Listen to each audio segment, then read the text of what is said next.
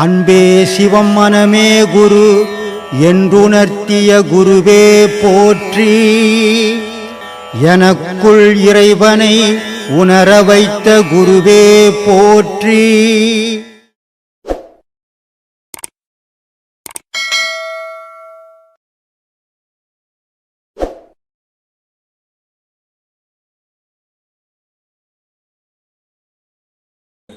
ஆத்மா அந்த கர்மத்தினால அது மூச்சு உள்ளே ஏற்றுக்குதா இல்லை ஈசனே மூச்சாட்டுறாங்க? இந்த கேஸ் தயார் பண்ணுவாங்கல்ல, பெரிய தொட்டி ஒன்று கட்டுவாங்க. அந்த தொட்டி கட்டிட்டு அதில் சாணி கொட்டுவாங்க, தண்ணி ஊற்றி நல்லா குழச்சி விட்டுடுவாங்க. குழச்சி விட்டு மேலே ஸ்லாப் போட்டு மூடிடுவாங்க. இது சாதாரண சாணி தான், சாதாரண தண்ணி தான். இதை கொட்டிட்டு அது காற்று போகாமல் அதை முழுவணுன்னு அதுலேருந்து ஒரு கேஸ் ஓப்பன் ஆகும். அந்த கேஸ் அடுப்பத்து வைக்கிறது, இது பண்ணுறது எல்லாத்துக்கும் யூஸ் ஆகும்.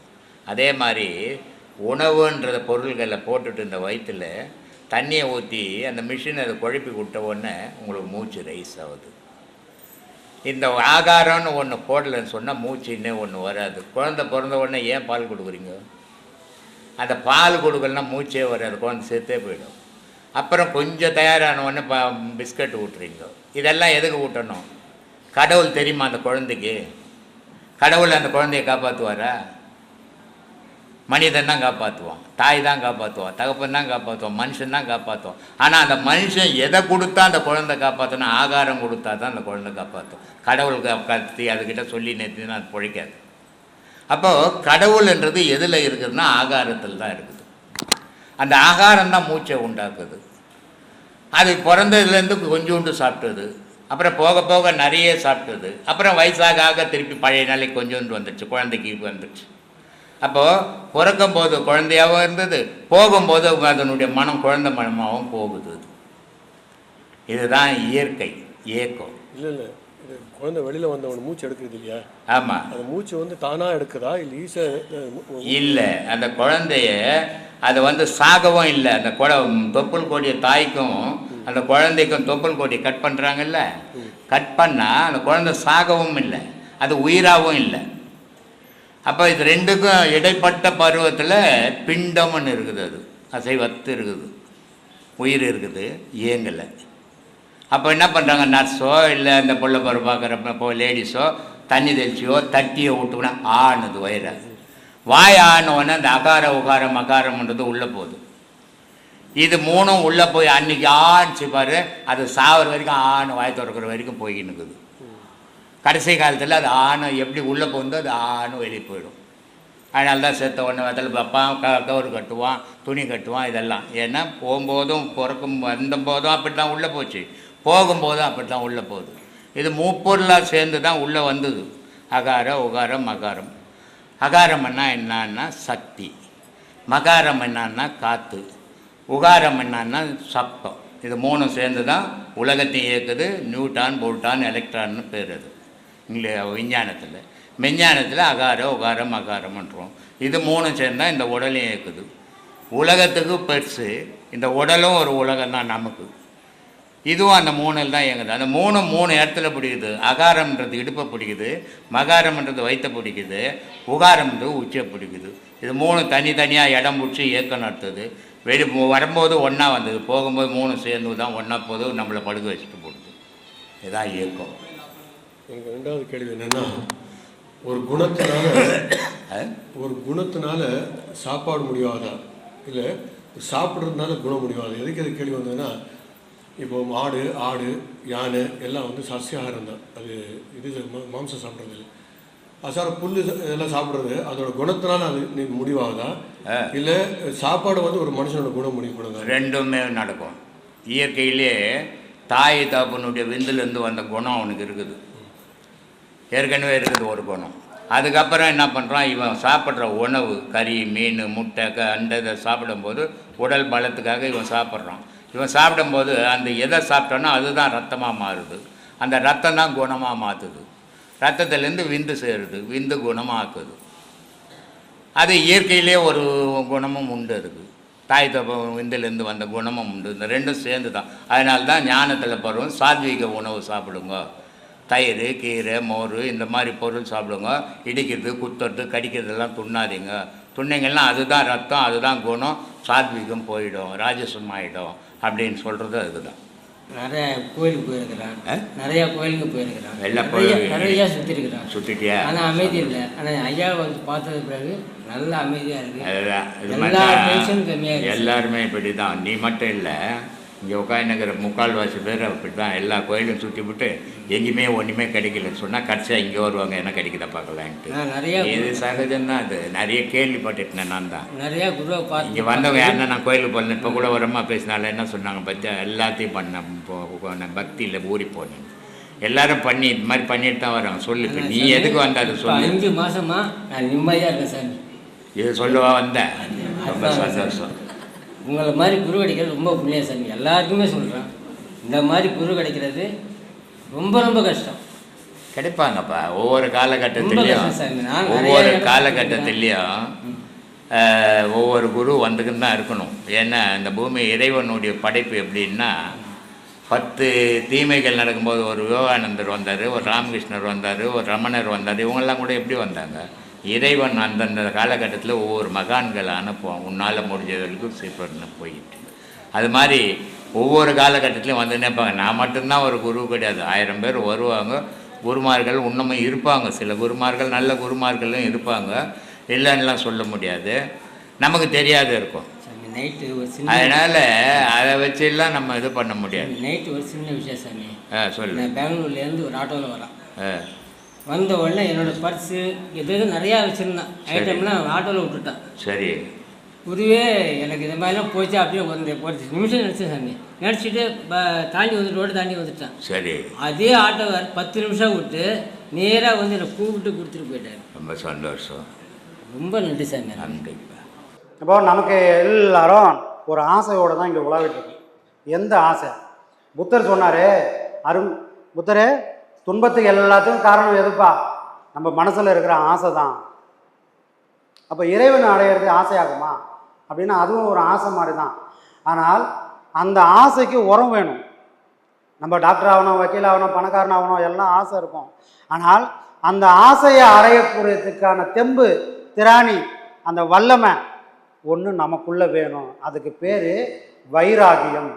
அந்த வைராகியன்ற ஒரு கொம்பை ஊனி தான் இந்த பாதாளம். இது வந்து ஒரு புதக்குழி.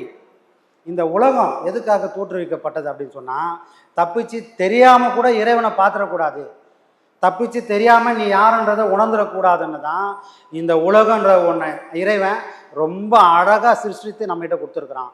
ஏன்னா அப்போ தான் நமக்கு ஒரு மழக்கம் வரும். அடி வாங்குகிறோம், ஓன்னு அழுகுறோம், யாருக்கும் வராத துன்பம்லாம் எனக்கு வந்துச்சேன்னு கலங்குறோம். ஆனால் கலங்கின்னு அப்படியே இருக்கிறோமான்னா அப்படியே இல்லை. திரும்ப 2 நாளில் தொடச்சி போட்டு என்ன பண்ணுறான், அடுத்த கட்டத்துக்கு நம்ம போகிறோம். அப்போது இந்த உலகம் நம்மளை ஒரு புஷ் பண்ணிக்கினே இருக்குது. ஆசை காட்டி ஒரு நாய்க்கு ஒரு புறை கொடுத்தா எப்படி வாலாட்டிக்கினே பின்னாடியே ஓடுமோ, அந்த மாதிரி இந்த உலகம் நமக்கு ஆசையை கொடுத்து ஆசையை தூண்டி விட்டு எதையோ ஒன்று நோக்கி ஓட விடுது. அந்த ஏதோ ஒன்று ஏதாவது ஒரு வகையில் நம்மளை காப்பாற்ற போதான்னு கடைசி வரைக்கும் நம்மளை தெரியாமலும் பார்த்துக்குது. அப்போ இது நாள் வரைக்கும் வாழ்ந்த வாழ்க்கை போதும்னு நினைக்காம இப்போ எல்லாருக்கும் ஒரு யோசனை வந்துக்குதுல்ல. ஒரு 50 வயசை கடந்து இங்கே வந்திருக்கிறோம், ஒரு 40 வயசை கடந்து இங்கே வந்திருக்கிறோம். இவ்வளோ நாள் நான் வாழ்ந்த வாழ்க்கைலாம் சரியான வாழ்க்கைன்னு சொல்லி தான் இவ்வளோ நாள் வாழ்ந்துருக்குறோம். ஆனால் இப்போ எங்கேயோ ஒன்று ஒரு பொறி தட்டுது, இல்லைப்பா இது வாழ்க்கையே இல்லை, வேற ஏதோ ஒன்று இருக்குதுப்பா. அந்த வாழ்க்கை என்னான்னு தெரிஞ்சுட்டா, ஒருவேளை நான் அதை உணர்ந்துட்டா, இது என்ன வேற ஒரு டைமென்ஷனை இந்த உலகத்தை காட்டி கொடுக்கும், வேற ஒரு பரிமாணத்துக்கு நம்மளை கொண்டு போகணும்னு ஏதோ ஒன்று தூண்டு விட்டுதுல்ல. அந்த ஏதோ ஒன்று என்ன சாமி? இது நாள் வரைக்கும் அந்த நெருப்பு நம்ம இதில் பற்றவே இல்லை. இன்னைக்கு ஒரு பொறி நம்ம மனசில் உருவாயிருக்குது, வேற ஏதோ ஒன்று இருக்குதுப்பா, இது இல்லைப்பா, இது இல்லை.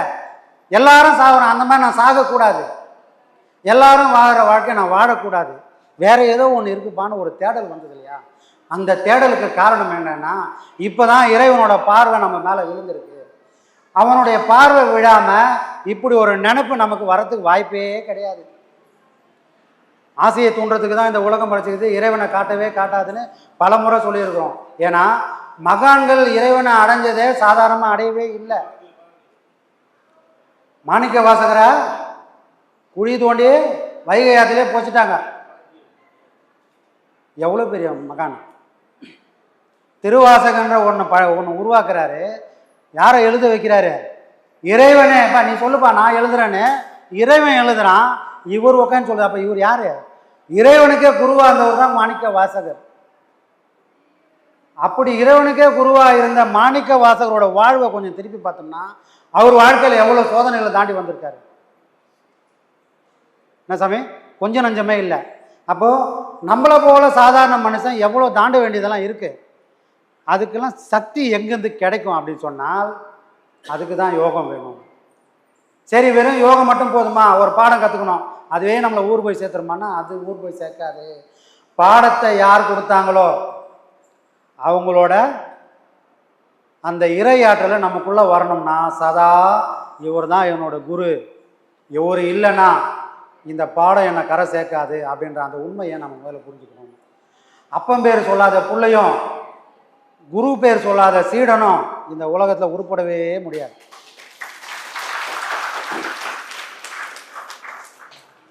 சரிங்களா? அப்போது எல்லாரும் வேஷம் போடுறான். ஏன்னா எல்லாரும் தாடி முளைக்கும். ஆட்டு கூட தாடி முளைக்குது. அதனால் அது மகான் ஆகிட முடியுமா? ஆகிறதுக்கு வாய்ப்பே இல்லை. அதுதான் சொல்கிறது, ஒருத்தரோட பேச்சும் ஒருத்தரோட செயலும் யாருன்றதை காட்டி கொடுத்துரும்.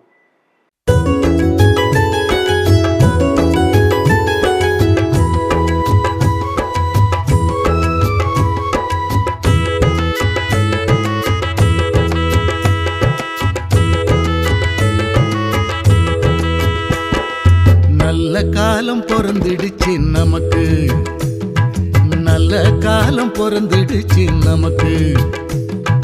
பிரம்மஸ்ரீயாம் நித்யானந்த பெருமானின் ஆசியாலே, பிரம்மஸ்ரீயாம் நித்யானந்த பெருமானின் ஆசியாலே நல்ல காலம் பொறந்துடுச்சு நமக்கு, நல்ல காலம் பொறந்துடுச்சு நமக்கு.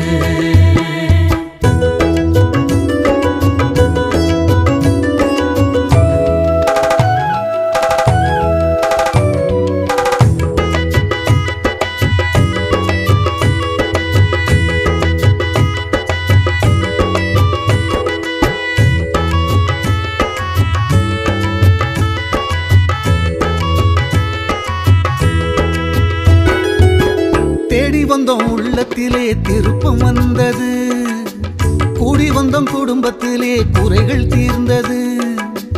தேடி வந்தோம் உள்ளத்திலே திருப்பம் வந்தது, கூடி வந்தோம் குடும்பத்திலே குறைகள் தீர்ந்தது. நாடி வந்தோம் சாமியினை நன்மைகளும் வந்தது, நாடி வந்தோம் சாமியினை நன்மைகளும் வந்தது. கோடி காலம் தவம் இருந்த பலனும் கிடைத்தது, கோடி காலம் தவம் இருந்த பலனும் கிடைத்தது. பூமி எங்கும் சுத்துதுங்க சாமியோட பேச்சு, போலி வாக்கம் பற்றி தங்க உலகம் முழுக்க பேச்சு. வாங்க வாங்க பக்தர்களே போலி வாக்கம் வாங்க, வாங்க வாங்க சாமியிடம் ஆசி வாங்க வாங்க. நல்ல காலம் பொறந்துடுச்சு நமக்கு, நல்ல காலம் பொறந்துடுச்சு நமக்கு.